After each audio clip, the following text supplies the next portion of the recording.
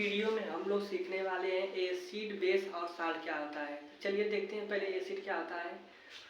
Acid वो substance होता है जिसको हम पानी में घोलते हैं तो वो हमें H प्लस आयन देता है। H plus ion means hydrogen ion देता है। और बेस क्या होता है? बेस वो सब्सटेंस होता है जिसको हम पानी में घोलते हैं तो वो हमें OH आयन देता है। OH ion means hydro oxide ion देता है। और साल्ट क्या होता है? जब हम एसिड और बेस का रिएक्शन करते हैं तो हमें वो साल्ट प्राप्त होता है।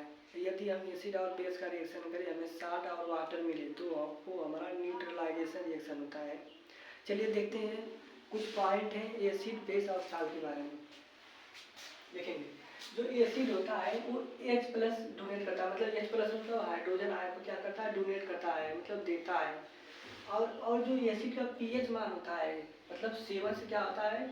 लेस देन होता है। लेस देन मतलब कि कम होता है 7 से। एसिड का pH means power of hydrogen, मतलब जो pH का मान होता है 7 से कम होता है। Strong not concentrated. देखिए जो हमारा एसिड होता है स्ट्रॉन्ग होता है, कंसनट्रेटेड नहीं होता है, स्ट्रॉन्ग होता है। और कंसनट्रेटेड मतलब क्या होता है?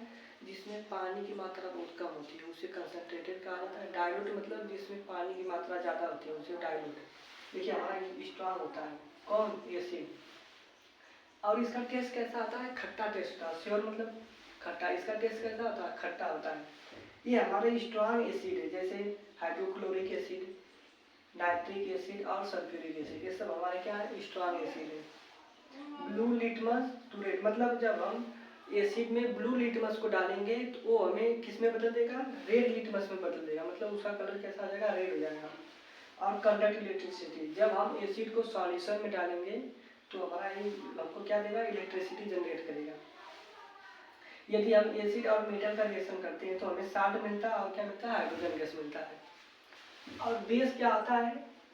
ये H प्लस आयन को क्या करता है? एक्सेप्ट करता है, मतलब स्वीकार करता है। और ये क्या करता है? देता है।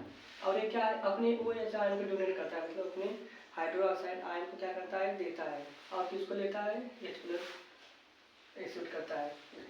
और जो इसमें होता है pH मान जो होता है बेस का वो लेस ग्रेटर देन 7 होता है, मतलब कि 7 से ज़्यादा होता है इसका मान बेस का। और ये हमारे सब वीक बेस हैं, जैसे अमोनियम हाइड्रोक्साइड और अमोनिया, ये क्या हमारे वीक बेस होते हैं। और इसका टेस्ट कैसा होता है? इसका टेस्ट क्या होता है? बीटर मतलब कड़वा। कैसा होता है? कड़वा होता है। इसका तो खट्टा होता है लेकिन इसका क्या होता है? कड़वा होता है। और ये हमारे क्या स्ट्रॉन्ग एसिड है, जैसे सोडियम हाइड्रोक्साइड, पोटेशियम हाइड्रोक्साइड, इसके हमारे स्ट्रॉन्ग बेस हैं। देखिए अगर रेड लिटमस को हम डालेंगे बेस में तो हमें किस में बदल देगा? ब्लू लिटमस में बदल देगा, मतलब जो रेड लिटमस रहेगा वो किस में बदल जाएगा? ब्लू कलर में बदल जाएगा। और ये भी कंडक्ट करते हैं इलेक्ट्रिसिटी। जब सॉल्यूशन में डालेंगे बेस को तो वो क्या करेंगे? Conduct electricity. जब इसको हम छुएंगे ना बेस को तो वो पता कैसा होगा? बहुत मुलायम होगा, बहुत चिकना होगा। कौन? बेस। अब साल्ट के बारे में पढ़ते हैं। देखिए एसिड और बेस का जब हम रिएक्शन करते हैं तो हमको क्या मिलता है? साल्ट और वाटर मिलता है।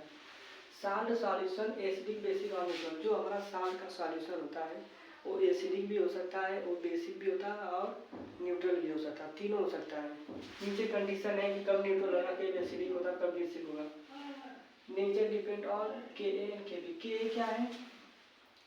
Acid dissociation constant. Ka और Kb क्या है? Base dissociation constant. इस पे डिपेंड करता है हमारे एसिड डिसोसिएशन कांस्टेंट और बेस डिसोसिएशन कांस्टेंट है। नेचर अब मतलब कैसे पहचानेंगे हम? क्या नियम होता है कि हमारा न्यूट्रल होगा, एसिड होगा, बेसिक होगा? देखिए यदि हमारा स्ट्रॉन्ग एसिड और स्ट्रॉन्ग बेस रहेगा तो हमारा साल्ट सॉल्यूट मतलब साल्ट जो होगा कैसा होगा? न्यूट्रल होगा। यदि हमारा स्ट्रॉन्ग एसिड और वीक बेस रहेगा तो हमारा साल्ट कैसा रहेगा? एसिडिक हो जाएगा। यदि हमारा एसिड वीक एसिड होगा या तो स्ट्रॉन्ग बेस होगा, जब रिएक्शन करेंगे आपस में तो हमारा कैसा हो जाएगा? साल्ट बेसिक हो जाएगा। और वीक एसिड और वीक बेस लेंगे तो हमारा वो डिपेंड करता है कि हमारा एसिड कैसा है और बेस कैसा है।